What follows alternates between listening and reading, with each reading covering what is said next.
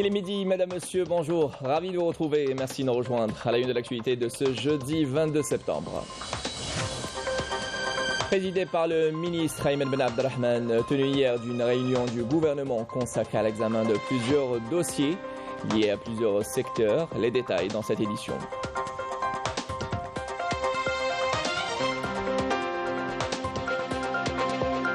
En prévision des élections communales partielles du 15 octobre à Tizi Ouzou et Béjaïa, lancement aujourd'hui de la campagne électorale des candidats pour élire les représentants du peuple à travers 6 communes dans les 2 wilayas. Et nous parlerons dans ce midi des missions et objectifs du guichet unique, un guichet qui traitera les modalités et les critères pour bénéficier des avantages liés à cette nouvelle mesure de la loi dans le code de l'investissement.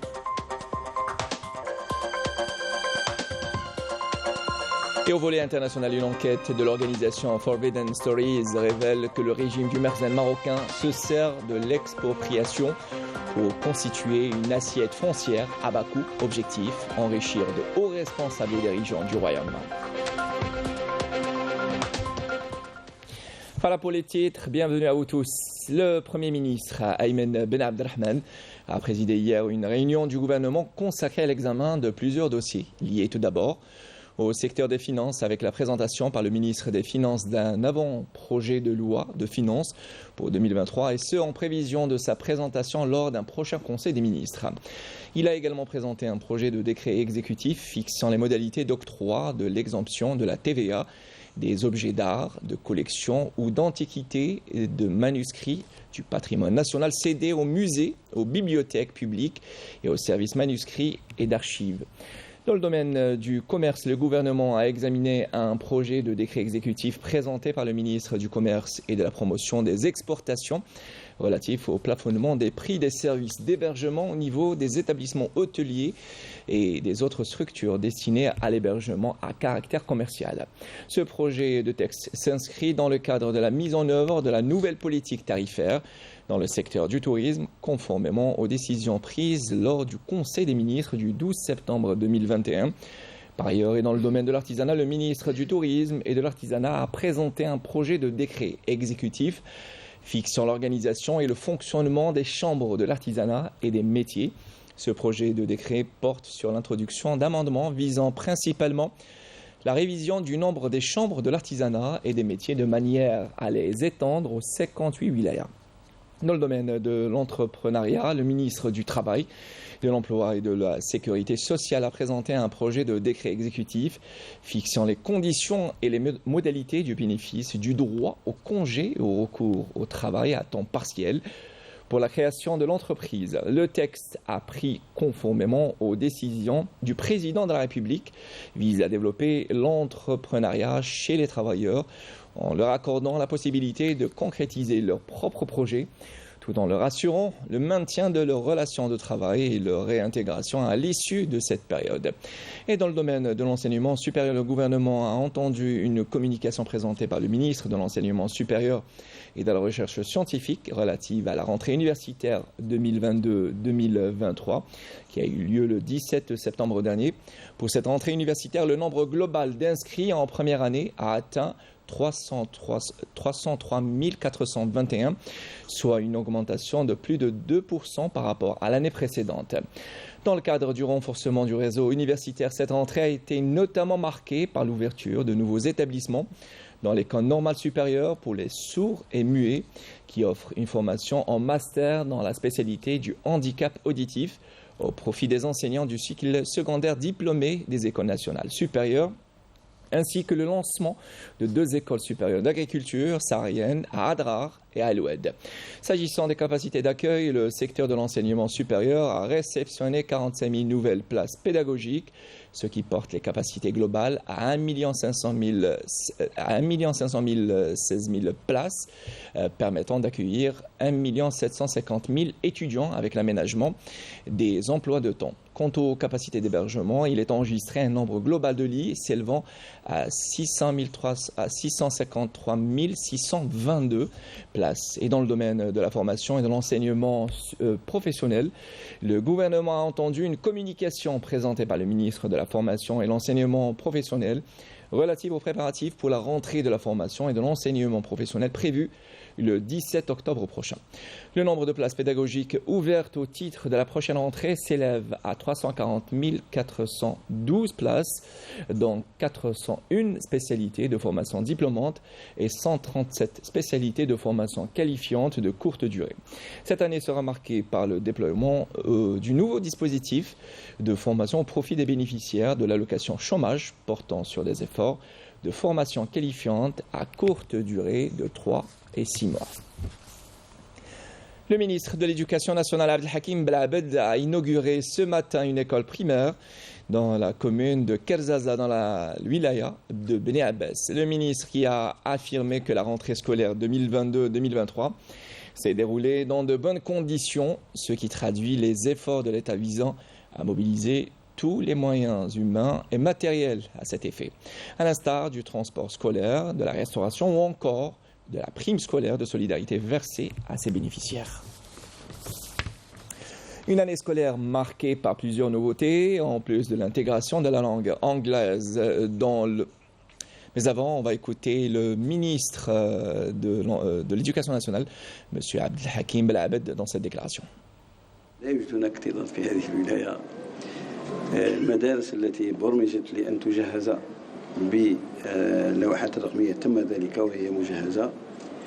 الكتاب هو موزع لدى أبنائنا وكتاب الإنجليزية كذلك هو موزع، واللغة الإنجليزية كل المعطيات بهذه الولاية تدعو إلى التفاؤل، وكذلك كل عمليات تضامنية تسير بشكل حسن جدا، وأذكر منها المنحة المدرسية اللي تبلغ 5000 دينار المستفيدين بها حصلوا عليها يعني في هذه الولاية الجميع يعني في 100%، وهذه النسبة هي تكاد تكون نسبة كل الولايات، لأنه في هذه السنة وقلت يوم الأمس في ولاية جانات أن بالنسبة لهذه السنة هي سنة أحسن من كل السنوات الماضية منذ تأسيس هذه المنحة، أي أنه بلغت جاءت في أوانها، لأن هذه المنحة استفاد بها الأسر الجزائرية الكريمة لما تسدد في أوانها، وفيها كذلك تطبيقا لبرنامج السيد رئيس الجمهورية، فيها إجراءات غير مسبوقة لتخفيف وزن المحفظة، ورأيتم اللوحات. وهنا في هذه الولاية كذلك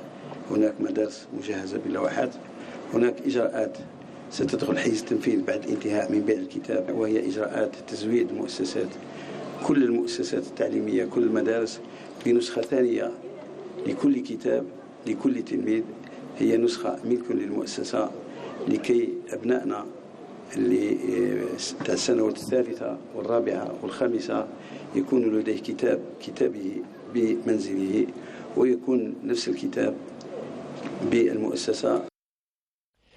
Et c'était Abdelhakim Belabed, ministre de l'Éducation nationale. Et je le disais, une année scolaire marquée par plusieurs nouveautés, notamment l'introduction de la langue anglaise dans le cycle primaire. La tablette numérique fait également son entrée dans l'enseignement scolaire. L'exemple dans ce midi, depuis cette école primaire à Al-Rouat, qui est l'une des 4 écoles pilotes du pays où les tablettes ont été introduites afin d'alléger le poids des cartables, avant de généraliser l'expérience au reste des établissements scolaires. Commentaire, Initié Belkacem.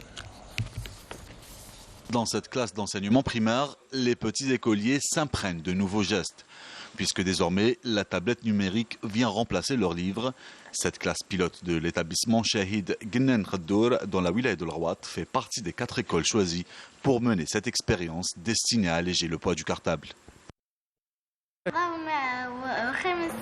C'est nouveau pour moi, mais j'aime déjà le fait d'utiliser la tablette. Elle n'est pas lourde, ça va alléger mon cartable.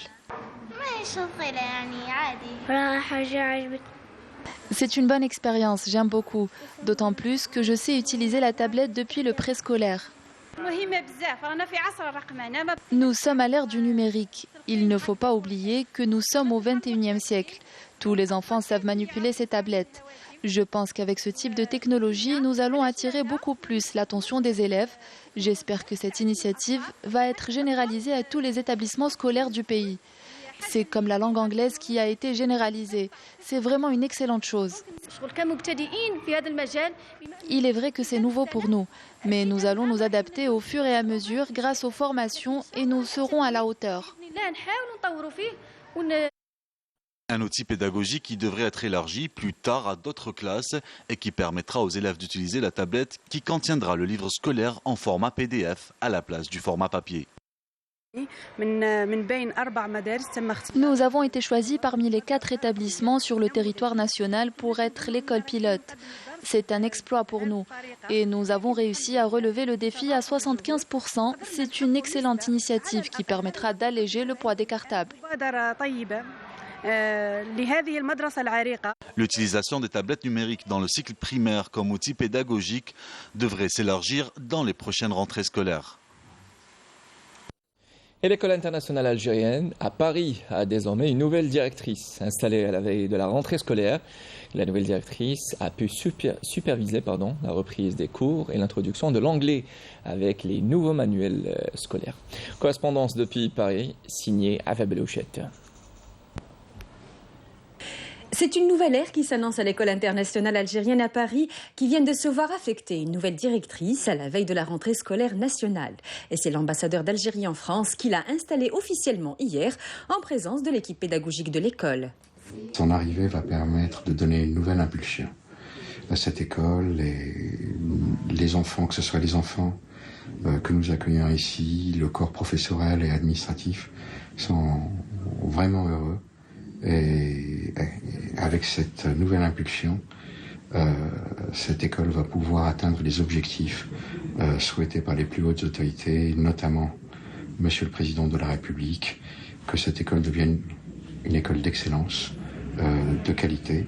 Et nous attendons beaucoup, tout comme les parents de nos enfants. Et Madame Magra va s'atteler à cette tâche et véritablement nous lui souhaitons tous nos vœux de succès et l'ambassade et l'ensemble de mes collaborateurs seront à ses côtés pour l'accompagner dans ses efforts. Aussitôt dit, aussitôt fait, ce matin, dès la fin de la sonnerie des classes, c'est au tour des élèves de faire la connaissance de leur nouvelle directrice d'école. Et c'est les mains chargées des manuels scolaires qu'elle est allée à leur rencontre et leur a expliqué les nouvelles mesures de cette rentrée. L'allègement du cartable, en utilisant les tablettes pour les livres numériques. Donc, il y a le livre numérique, il y a le double manuel scolaire au niveau des écoles primaires et aussi, le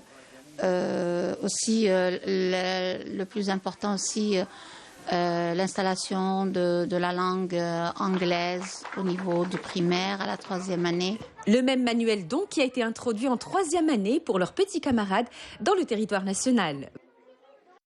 Et dans le reste de l'actualité, c'est aujourd'hui que débute la campagne électorale pour les élections communales partielles du 15 octobre à Tizi Ouzou et Béjaïa, concernés par l'élection des représentants du peuple à travers 6 communes pour les 2 wilayas. Kezia Bayou.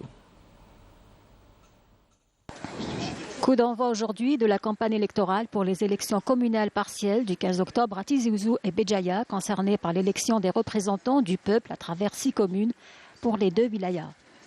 À Tizi Ouzou, qui est concerné par l'élection des assemblées populaires des communes d'Aït Mahmoud et d'Aït Boumehdi. La campagne sera ouverte par les indépendants qui ont programmé 2 meetings dans l'après-midi. Sont en compétition dans cette wilaya 2 partis politiques, le Front des Forces Socialistes FFS et le Rassemblement National Démocratique RND et 4 listes indépendantes. C'est le village Aït El-Hadj dans la commune d'Aït Mahmoud qui accueillera les 2 premiers meetings de ce début de campagne électorale en recevant tour à tour dans l'après-midi les candidats de la liste d'Ikjda. Les passages à la radio et à la télévision commenceront également aujourd'hui. La radio locale de Tizi Ouzou a programmé pour ce jour inaugural de la campagne le passage des représentants de l'ensemble des 6 listes en lice à raison de 12 passages par jour répartis sur 4 tranches et 3 minutes par liste. À Tizi Ouzou, 34 meetings sont au menu de cette campagne qui se poursuivra jusqu'au 11 octobre prochain. À Béjaïa, 12 listes électorales entreront ce jeudi en course pour tenter d'obtenir les voix des électeurs des communes d'Arbo, Doujda, Froun, Msisna qui comptent globalement un corps électoral établi à plus de 46 000 électeurs. Le président de l'autorité nationale indépendante des élections, Mohamed Sharfi, avait affirmé dans une récente conférence de presse à Alger la mobilisation de tous les moyens nécessaires à la réussite de ces élections locales partielles. Sharfi avait souligné la mobilisation de l'ensemble des membres des délégations de wilaya et de communes relevant de l'autorité en prévision de cette échéance électorale. Et coopération en Algérie qui entretient des relations privilégiées avec l'Italie assure l'approvisionnement de l'Italie en gaz et compte augmenter ses livraisons à plus de 25 milliards de mètres cubes d'ici la fin de l'année, selon le communiqué du ministère de l'Énergie et des Mines. Les dernières rencontres entre le président de la République Abdelmajid Tebboune et son homologue italien Sergio Mattarella et le président du Conseil des ministres d'Italie, Mario Draghi, ont scellé le partenariat énergétique entre les deux pays. Ainsi qu'avec 17,8 milliards de mètres cubes de gaz livrés à ce jour, l'Algérie, qui honore ses engagements avec l'Italie, consolide sa position de premier fournisseur en gaz de l'Italie, qui va encore recevoir 10 milliards de mètres cubes de gaz supplémentaires et dans les prochains mois, précise le communiqué. Avec les augmentations de la production de gaz et les dernières découvertes de Sonatrach, l'Algérie renforcera encore sa position de premier fournisseur de gaz de l'Italie, comme il a été décidé par les deux présidents, souligne le même communiqué.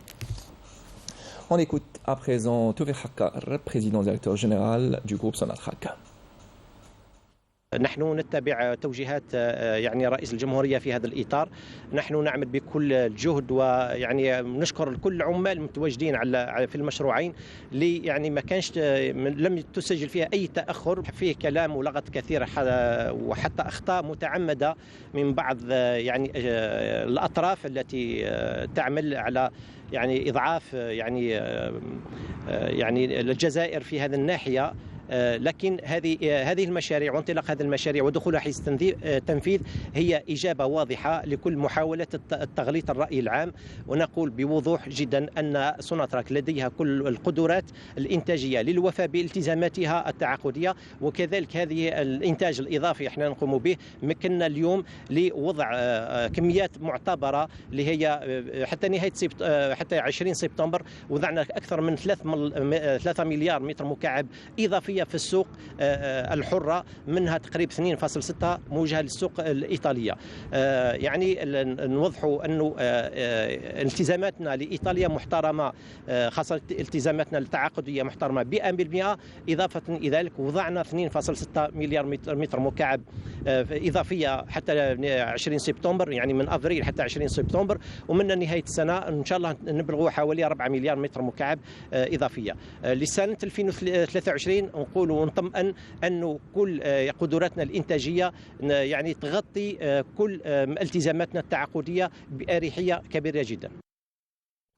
Et dans le reste de l'actualité, le ministre des Affaires étrangères de la communauté nationale à l'étranger, Ramtala Mamra, a été reçu mercredi par le président de l'État de Palestine, Mahmoud Abbas, en marge de sa participation aux travaux de la session actuelle de l'Assemblée générale de l'ONU. Mamra a transmis au président Mahmoud Abbas un message de la part de son frère, le président de la République, Abdelmajid Tebboune, se rapportant à la coordination permanente entre les dirigeants des deux pays frères en prévision du prochain sommet arabe d'Alger. Le ministre des Affaires étrangères et de la communauté nationale à l'étranger, Ramtala Mamra, s'est par ailleurs entretenu avec le Premier ministre de la Grenade, Thomas Mitchell, ainsi qu'avec ses homologues du Venezuela, d'Irlande, de Trinidad et Tobago, d'Ouganda, ainsi que le secrétaire d'État adjointe des États-Unis.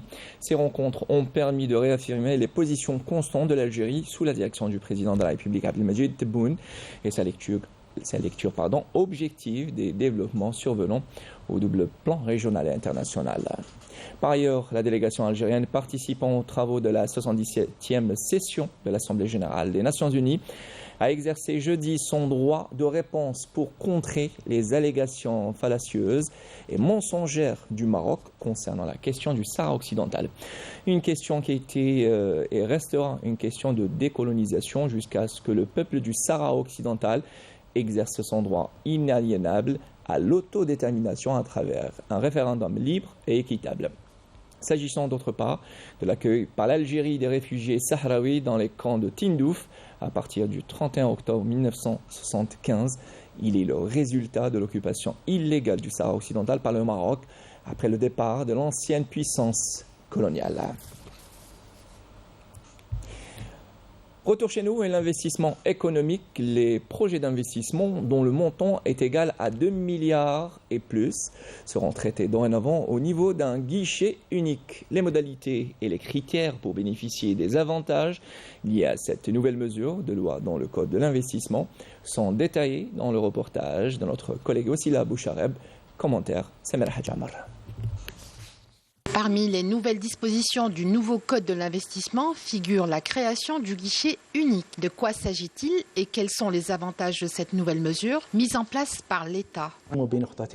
Son importance réside en 2 points essentiels. D'une part, cela concerne les attentes des investisseurs. Nous avons remarqué ces dernières années que les attentes des investisseurs se concentrent principalement dans un premier temps sur les différentes autorisations d'exploitation et comment les obtenir dans des délais courts. Le second point concerne le foncier et c'est à cela que vient répondre le guichet unique. D'autre part, il y a les obligations des investisseurs. Lorsque l'investisseur bénéficie d'avantages, il doit s'engager à honorer et respecter toutes les obligations liées à son investissement. Le décret exécutif numéro 22.299 précise entre autres les modalités d'enregistrement des investissements au niveau du guichet unique. À ce titre, les pouvoirs publics ont défini la valeur du montant des projets traités par les services concernés à 2 milliards de dinars et plus. Et pour pouvoir bénéficier des avantages octroyés par l'Agence algérienne de promotion de l'investissement, les investisseurs doivent s'inscrire au niveau du guichet unique ou via une plateforme numérique par l'introduction d'une demande. Cette étape s'applique également aux investisseurs étrangers. Cette fois, il ne s'agit pas uniquement d'un guichet destiné à la réception des dossiers. Il y aura un suivi du dossier, un encadrement de l'investisseur dans le processus de l'octroi des autorisations d'exploitation, ainsi que le contrôle de l'application effective des engagements qui incombent à l'investisseur. Les porteurs de projets structurés doivent présenter un dossier complet et détaillé, comprenant une étude technico-économique pour prétendre aux avantages liés au guichet unique. Le nouveau texte de loi de l'investissement dont l'application est prévue à la fin de ce mois souligne également les droits consacrés aux investisseurs étrangers pour le transfert de leurs gains en devises étrangères. Direction à présent le nord du Niger, très exactement dans la ville d'Arlit, où la mosquée portant le nom de Cheikh Abderrahmane Al-Tha'alibi a ouvert ses portes pour la première fois. Il s'agit d'un projet de coopération bilatérale entre l'Algérie et le Niger. L'inauguration s'est déroulée en la présence des membres de hautes autorités des 2 pays. Correspondance Saïd Hamza Nadir, commentaire Reina Lorari. D'Arlit, au nord du Niger, que la mosquée portant le nom du cheikh Abderrahmane Al-Tha'alibi a été inaugurée. Après des mois de construction, elle est fin prête à accueillir les fidèles. Il s'agit d'un projet de coopération bilatérale entre l'Algérie et le Niger. Les habitants de la région n'ont pas manqué d'exprimer leur satisfaction. Nous sommes très contents d'inaugurer cette mosquée. Nous avons hâte de pouvoir prier en son sein. Nous sommes ravis de l'ouverture de cette grande mosquée qui vient renforcer nos liens avec nos frères algériens. Nous remercions le bon Dieu pour cette bénédiction et tous ceux qui ont construit cette mosquée. L'inauguration de la mosquée a eu lieu en présence du ministre des Affaires religieuses et des Waqf, Youssef Belmehdi, et du ministre de l'Intérieur nigérien, Hamadou Adamou Souley, qui ont également procédé au dépôt de la première pierre pour la construction d'une école coranique.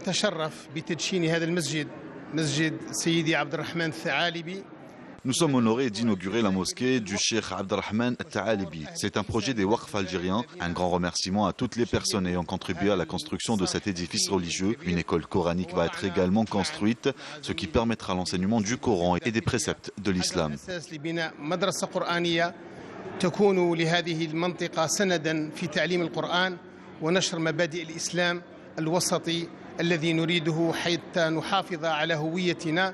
Ce lieu de culte, qui constitue une véritable valeur ajoutée pour la ville d'Arlit, vient consolider les liens qui unissent Alger et Niamey. Et au volet international, des unités de l'armée sahraoui ont poursuivi mardi et mercredi leurs opérations contre les positions des forces marocaines dans le secteur de Mahbas et Haouza en menant de violentes attaques qui ont occasionné des pertes considérables à l'occupant sur le plan humain et matériel, selon un communiqué militaire du ministère de la Défense sahraoui. Et la question sahraoui connaît un soutien sans précédent sur la scène internationale. Dernière démonstration en date, le rétablissement des relations diplomatiques avec le Soudan du Sud, une manière pour le pays de montrer son attachement au respect de la légalité internationale et le droit à l'autodétermination des Sahraouis, nous dit Diazia Bayou. Les nouvelles victoires diplomatiques réalisées par le Front Polisario sur la scène internationale s'illustrent notamment en Afrique par l'annonce hier de la mission permanente du Soudan du Sud aux Nations Unies de rétablir les relations diplomatiques entre Juba et la Rast, suspendues en 2018. Quelques jours plus tôt, le Kenya avait assuré que sa position sur la République sahraoui est pleinement alignée avec la charte de l'Union africaine et la résolution 690 du Conseil de sécurité des Nations Unies, qui revendique le droit incontestable du peuple sahraoui à l'autodétermination à travers l'organisation d'un référendum libre et juste dirigé par l'ONU et l'UA. En Amérique latine, le Pérou a réaffirmé à plusieurs reprises le rétablissement des relations diplomatiques avec la RASD et son soutien au droit du peuple sahraoui à l'autodétermination. La dernière en date faite mardi par la voix de son président qui a déclaré que son pays a restauré les relations diplomatiques avec la RASD et soutient fermement son droit à l'autodétermination. Au mois d'août dernier, la Colombie avait pris les devants en annonçant la décision de reprendre les relations diplomatiques avec la République sahraoui, conformément aux principes et objectifs de la charte de l'ONU et de l'accord conclu entre les deux pays le 27 février 1985. La récupération par la diplomatie sahraoui d'au moins 3 à 4 pays africains et d'Amérique latine dernièrement entre dans le cadre de la dynamique lancée depuis la proclamation de la RASD en 1976, une dynamique qui a déclaré au monde que le peuple sahraoui a déjà choisi la voie de la liberté et de l'indépendance politique et totale de son pays. Mais en pratique, c'est un combat sans relâche. Partout, vous avez vu dernièrement aussi, même en Tunisie, par exemple, la confrontation diplomatique sahraoui-marocaine a au moins poussé le peuple et les intellectuels tunisiens à poser les bonnes questions sur ce conflit. La diplomatie sahraoui travaille doucement, mais sûrement pour pouvoir contrer les tentatives marocaines qui visent tous les pays africains d'Amérique latine et autres, mais qui visent surtout les hauts fonctionnaires et le gouvernement plus ou moins faibles ou qui ont des besoins et des problèmes économiques surtout, mais aussi de légitimité, ce qui donne au Marzal la possibilité d'enregistrer des gains temporaires avec ces tactiques de corruption très bien connues ou bien de tactiques de chantage. La réaction du Marzan suite à la participation du président sahraoui Brahim Ghali à la 8e conférence internationale de Tokyo sur le développement de l'Afrique organisée à Tunis et l'accueil chaleureux qui lui a été réservé démontre le sentiment d'un échec cinglant dans la réalisation des objectifs de son adhésion en 2017 à l'Union africaine.